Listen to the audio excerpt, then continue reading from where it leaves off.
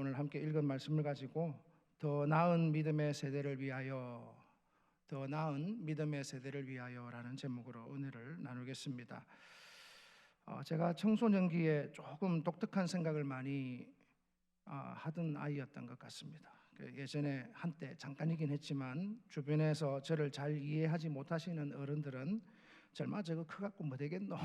이런 이야기들을 하기는 걱정을 하셨던 것 같습니다. 여러분, 다음 세대에 대한 걱정과 염려는 하루 이틀 있어온 주제가 아닙니다.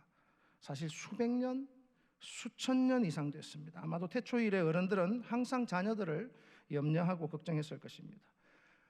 수메르 토판이라는 게 있거든요.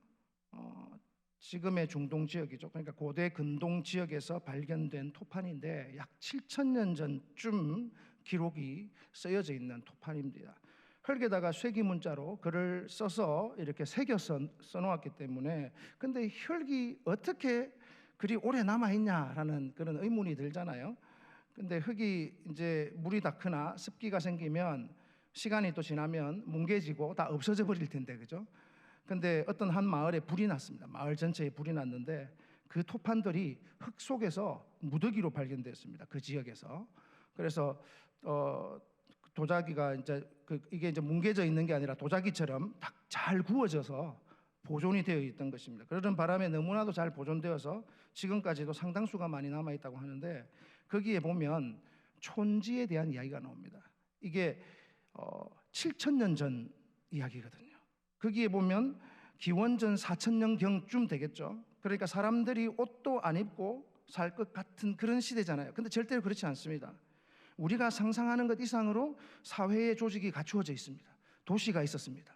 그러니까 도시를 운영하기 위해서는 정부 조직도 있어야 되고 행정 조직도 있어야 되죠. 그러면 행정 조직을 끌어갈 그 담당할 사람들이 있어야 되잖아요. 행정을 담당할 사람들을 키우기 위해서는 뭐가 있어야 되죠? 학교가 있어야 되는 거죠.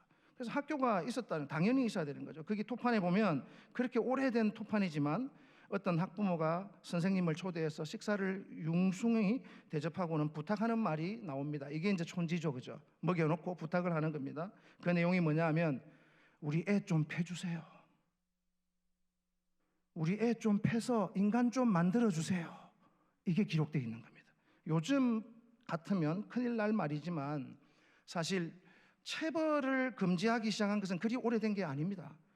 겨우 전 세계적으로는 2차 대전 이후부터 체벌이 점점 줄어들기 시작한 것이거든요. 그러니까 우리가 알고 있는 유럽 서구 선진국이라고 하는 나라들 할 것 없이 다 체벌이 있었습니다. 그러니까 이게 지금 제가 하는 말이 애들을 패라 이런 뜻이 아니니까 오해는 하지 마시기 바랍니다.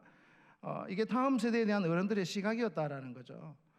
함무라비 법전이라는 게 또 있어요. 함무라비 법전. 아마 학교 다니실 때 사회나 뭐 이런 또 역사 과목을 통해 세계사 과목을 통해서 보셨을 텐데, 거기 보면 이런 말이 쓰여 있다고 합니다.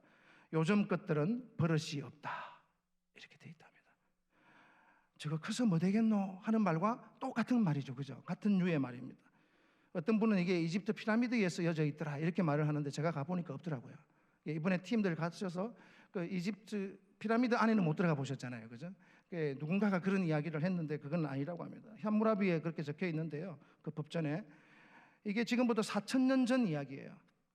좀 공감하는 이야기일 수 있는데, 근데 여러분 생각해 보십시오. 요즘 것들은 버릇이 없다라고 했을 때 그 버릇 없는 요즘 것들이 컸어요. 그러면 그 다음 요즘 것들이 있는데 또 더 버릇이 없습니다. 계속 버릇이 없습니다. 점점 버릇이 없어지겠죠. 이게 4,000년 전이 아니고 약 100년 전만 하더라도, 그렇게 예상을 해서 생각을 해서 비교해 보더라도 더 버릇이, 시간이 가면 갈수록 더 버릇이 없어져야 되는 거 아니겠습니까? 희한하지 않습니까? 그죠? 근데 여러분 보십시오. 우리의 부모 세대들, 특히 우리 할아버지 할머니 세대들, 특별히 신앙을 가지고 있는 세대들은 그 다음 세대를 보고 염려를 많이 하는 것 같습니다. 우리는 이렇게 믿음을 지켰는데 저희들은 어떻게 이렇게 한가하게 신앙생활을 하노? 그러면서. 여러분, 우리도 똑같습니다. 우리 자녀들을 보면서 저것들이 믿나 마나, 저게 뭔고 저래 가지고 되겠나 이러는 거죠. 만약에 신앙이라는 것이 이렇게 점점 희석되어져 왔다면, 수천 년에 걸쳐서 그렇게 되어져 왔다면, 이거 정말 한심해져야지 이게 정상 아니겠습니까? 또 그렇지가 않다는 거죠. 오늘 본문을 보면 이 본문이 우리에게 시사하는 바가 굉장히 크고요. 또 우리에게 주는 소망, 또 그 은혜가 참 풍성하다라는 생각이 듭니다. 민수기를 크게 두 부분으로 나눌 수 있습니다. 1장에서 25장까지, 그리고 26장에서 36장 마지막까지 이렇게 나눌 수 있습니다. 첫 번째 부분, 두 번째 부분 다 인구조사로 시작한다는 특징이 있습니다. 첫 번째 부분의 주인공은 출애굽 1세대입니다. 시내산에서 인구조사를 하죠. 두 번째 부분의 주인공들은 출애굽 2세대, 새로운 세대가 나타납니다. 두 번째 인구조사의 그 민수기 26장에 나오는데요, 모압 평지에서 이렇게 조사를 하죠. 근데 첫 번째 인구조사 이후에 적어도 38년 이상이 지났습니다. 이스라엘 백성들이 이제 모압 땅에서 이제는 멀리 그냥 어렴풋이 안개와 같이 눈에 보이지 않는 것이 아니라 요단강 건너편에 저기 멀리에 여리고성이 보이는 그러한 곳에 서서 이제 코앞에 가나안 땅을 두고 다시 한번 인구조사를 하고 있는 것이죠. 26장 64절에 보면 그런데 이런 말이 나옵니다. 한 사람도 들지 못했다. 그러니까 두 번째 인구조사에 포함된 사람들 중에는 시내산 인구조사에서 계수되었던 사람들은 한 사람도 없다. 다 죽었다. 이 말입니다. 이제 26장부터 완전히 새로운 시대가 됐다라는 말씀이죠. 더 정확하게 말하면 26장부터 새로운 세대가 시작이 되었다 이것입니다. 지금 두 번째 인구조사를 하면서 새로운 세대 등장에 대해서 계속 언급하고 구체적으로 보여주고 또 강조하고 있는데요, 이번 인구조사의 목적은 가나안 정복 전쟁이잖아요. 가나안 정복 전쟁을 위해서 하나님께서 다시 인구조사를 하도록 하시는 것입니다. 그런데 이런 군사적인 목적 말고 사실은 이 두 번째 인구조사에서의 다른 더 중요한 목적이 있는데, 그것이 뭐냐 하면 바로 땅 분배입니다. 이제 들어가면 땅을 지파별로 나누어 줘야 되잖아요. 그래서 땅을 분배하기 위해서 지금 보적을 하는 것이거든요. 그러니까 지금 어떤 분위기냐 하면 조금 전에도 말씀드렸지만 눈앞에 보여요. 멀리 여리고성이 보이는 거예요. 전쟁도 가나안 정복 전쟁이고 인구조사하는 그 분위기가 사뭇 다른 겁니다. 이제 들어가면 땅을 나눠야 되는데 지파별로 이번에 인구조사를 해서 이제 들어가서 그 하나님께서 주시겠다고 약속하셨던 젖과 꿀이 흐르는 땅을 우리가 드디어 얻게 된다. 그런 의미에서 백성들은 사실 굉장히 고무되어 있을 것이고 굉장히 흥분하고 가슴이 막 뛰지 않았겠습니까? 그전에는 희미하게 봤는데 내 눈앞에 훤하게 보이는구나. 이런 개념으로 지금 26장에서 36장까지 쭉 전개가 되면서 새로운 세대에 대한 이야기들을 하는 것이죠.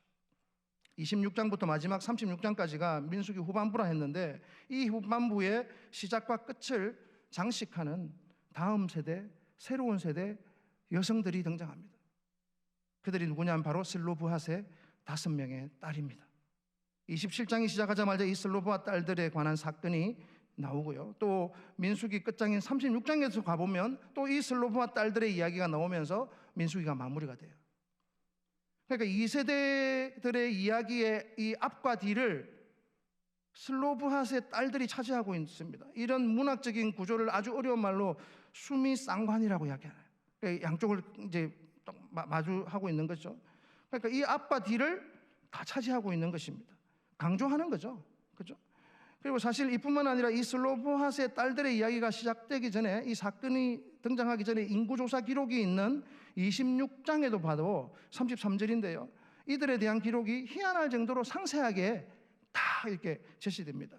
제가 읽어드릴게요. 헤벨의 아들 슬로브핫은 아들이 없고 딸뿐이라. 그 딸의 이름은 말라와 노아와 호글라와 밀가와 디르사니. 이는 므낫세의 종족이라. 계수된 자가 52,700명이었더라. 일반적으로 인구조사하는데 이렇게 사람 이름을 개별적으로 쓰지 않습니다. 다 써놓죠. 복선이에요. 중요하다는 거야. 중요한 인물이 조금 있으면 등장한다. 이걸 미리 깔아놓는 것입니다. 게다가 여러분, 이러한 것에 여자들의 이름을 이렇게 많이 써놓지는 않거든요. 근데 여기에 지금 26장에 벌써 슬로브핫의 딸들의 이름을 5명을 미리 다 써놓고 있는 것이죠. 앞으로 등장할 대단히 중요한 인물이기 때문에 이렇게 써놓고 있는 것입니다. 이제 드디어 슬로브핫의 딸들이 모세에게 와서 이야기를 합니다. 문제 제기합니다. 27장 3절에 우리 아버지가 광야에서 죽었으니 죽었으나 여호와를 거슬러 모인 고라의 무리에 들지 아니하고 자기 죄로 죽었다. 여기서 자기 죄로 죽었다는 것은 사실 고라의 반역으로 14,700명 정도가 죽거든요. 그때 그러니까 고라의 반역과 같이 심각하고 패역한 그런 일로 우리 아버지가 죽은 것이 아니다 하는 거죠. 자기 죄로 죽었다 이야기는 가데스에서의 반역이 일어났는데 가나안 땅 앞에 와서 그 정탐꾼을 보냈을 때 정탐꾼들이 돌아와서 보고하는 그 이야기를 듣고는 그만, 야, 이 땅은 우리를 삼키고 죽이는 땅이다, 애굽으로 그만 돌아가자 했던 그때 하나님께서 어떻게 하셨느냐? 너희들이 다 죽어야 된다, 이런 거죠. 그러니까 고라의 반역으로 죽은 게 아니라 그의 아버지는 일반적인, 그러니까 전체 백성들의 범죄로 인해서 결국 광야에서 다 죽을 때 아버지도 같이 죽었다. 근데 아들이 없이 죽었다, 그런 이야기를 하는 것입니다. 그러니까 고라의 반역 때 죽은 사람들은 지진이 나서 막 땅이 갈라져서 그들의 소유물까지 땅이 다 삼켰다는 이야기가 민수기 앞쪽에 나오는데, 만약에 고라의 반역으로 자기 아버지가 죽었으면 자기 아버지 이름으로 기업을 달라고 요구할 수 있는 권리조차 없겠지만, 그렇지만 그냥 자기 죄로 죽었기 때문에 이제 우리는 감히 우리 아버지의 이름으로 그 기업을 달라고 요구합니다, 이렇게 이야기하는 것입니다. 이렇게 이제 문제가 제기되니까 모세는 하나님께 여쭙고, 하나님께서는 대단히 중요한 땅 분배의 원리를 말씀하시는데 7절부터 쭉 보시면 슬로브와 딸들의 말이 옳다 그러시면서 너는 반드시 그들의 아버지의 형제 중에서 그들에게 기업을 주어 받게 하라, 딸들에게 기업을 주라, 이렇게 하죠. 딸도 없으면 그 기업을 형제에게 주고, 또 형제도 없으면 아버지의 형제, 작은 아버지, 큰 아버지 이렇게 주라는 뜻인데, 그 다음에 그런 사람도 없으면 가까운 친족에게 주라. 그래서 이 사람의 이름으로 이 기업이 유지되도록 하라라는 것이었습니다. 그런데 여기서 이제 뭐 여권이 신장되었다 이런 이야기도 아니고 이들의 탐욕에 대한, 땅에 대한 욕심의 문제도 아니었습니다. 성경이 지금 이야기하고 있는 것은 이 슬로브와 딸들의 이야기는 우리 억울해서 못 산다, 우리 땅 내놔라, 이것이 아니라 우리 아버지의 명분, 우리가 이 기업에서 제외되지 않도록 우리에게 기업을 달라 하는 것이거든요. 여러분, 야곱이 에서에게 팥죽 한 그릇을 팔면서 장자권을 샀습니다. 참 강조하잖아요, 그죠? 근데 이 강조함 속에 그가 사모할 것을 사모한 것이거든요. 반대로 근데 에서를 한번 보십시오. 이렇게 미련한 사람이 어디 있습니까? 눈앞에 있는 것 때문에, 눈앞에 보이는 것 때문에, 당장 배고픈 것 때문에 자기의 장자의 명분을 팔아버리지 않습니까?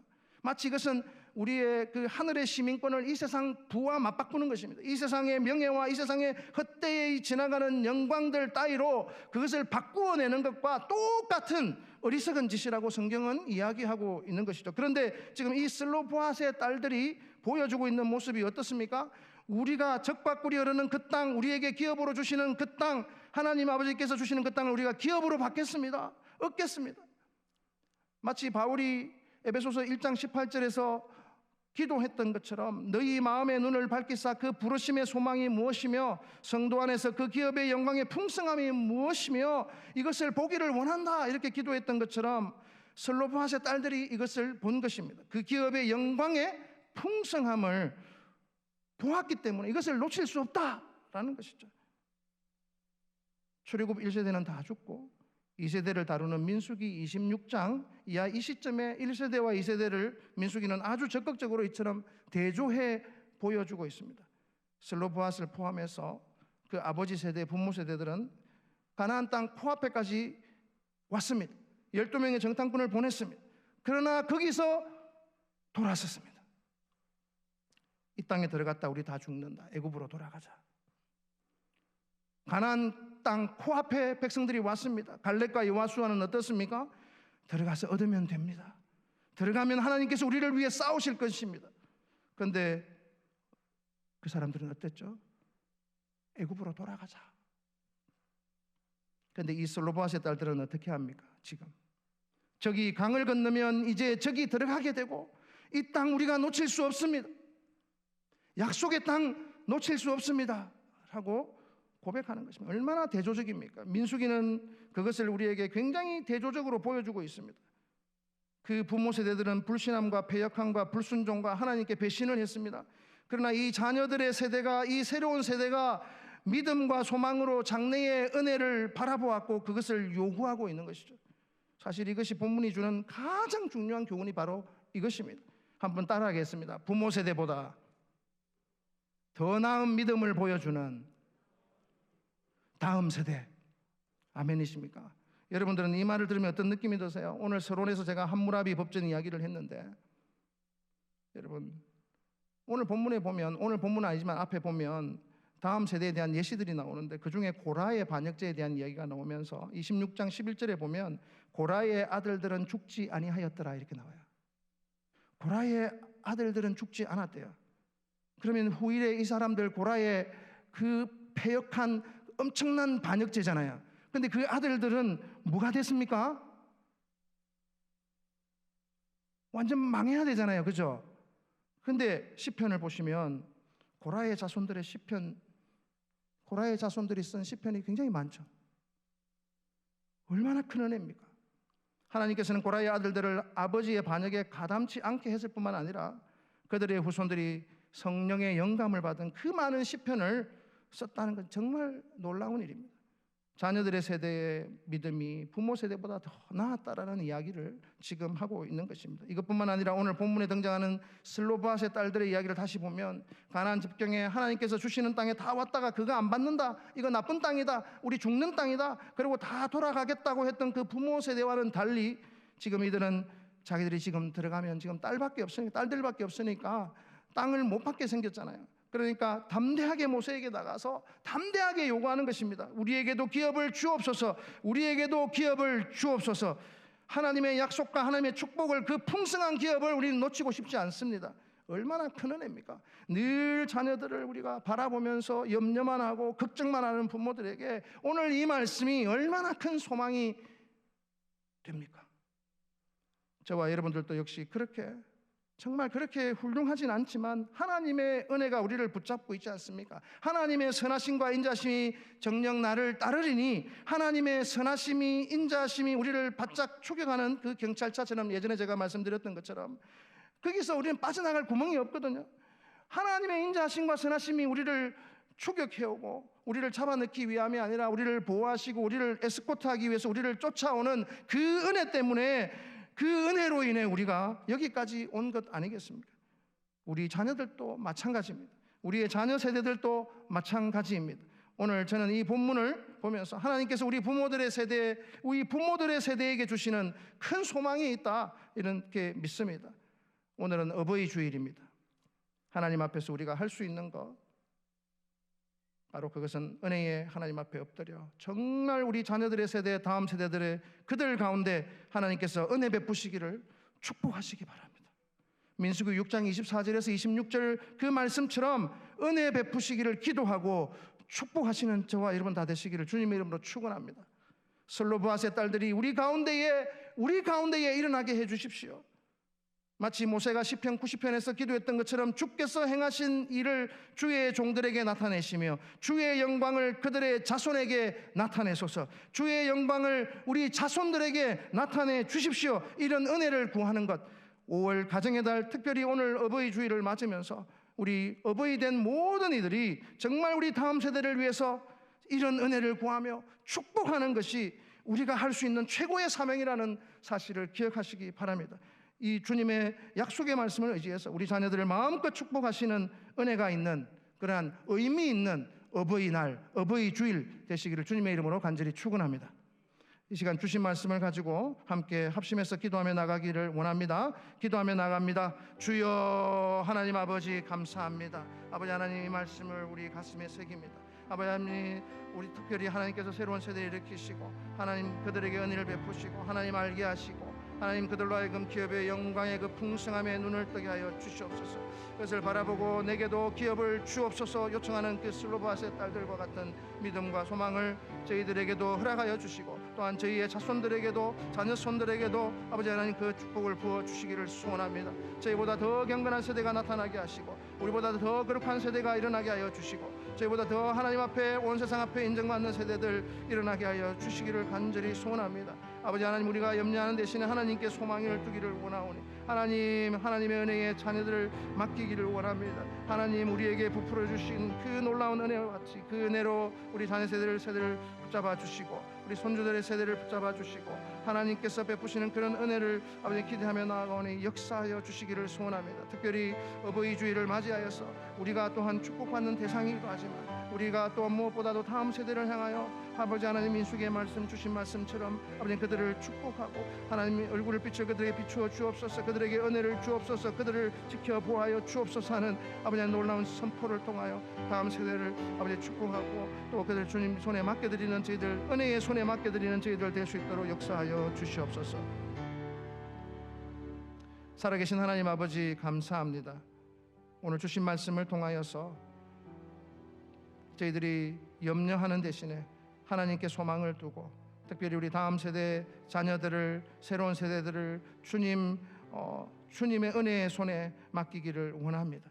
그로 인하여서 아버지 하나님 새로운 세대 가운데에 은혜 베푸심으로 그들이 하나님을 알고 기업의 영광에 그 하나님의 기업의 영광에 풍성함에 눈을 뜨게 해주시고 그들로 하여금 내게 기업을 주십시오 하는 그 슬로바스의 딸들의 그 요청처럼 그들에게 믿음과 소망을 부어주시고 특별히 그 자녀 세대들 가운데에 함에 더욱더 경건하고 더욱더 거룩한 세대 될 수 있도록 아버지 하나님 우리 부모 세대가 기도할 때에 그대로 되는 역사가 있게 하여 주시옵소서. 믿음과 소망을 타협하지 않고 살아가는 거룩한 세대로 세워지게 하실 때 특별히 다음 세대를 주님 손에 올려드리는 부모로서 기도로 그들 옆에 경건한 부모로 끝까지 서 있게 하여 주시옵소서. 살아계신 우리 주 예수님의 이름으로 간절히 기도 올려옵나이다. 아멘.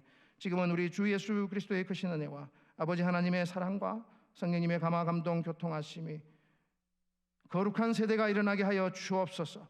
이렇게 다음 세대를 주님 손에 올려드리는 부모로서 기도로 그들 옆에 경건한 부모로 끝까지 서기를 소원합니다. 다짐하는 모든 성도들 머리머리 위에 또 한 주간의 믿음의 여정 위에 지금으로부터 충만히 함께 있을지어다.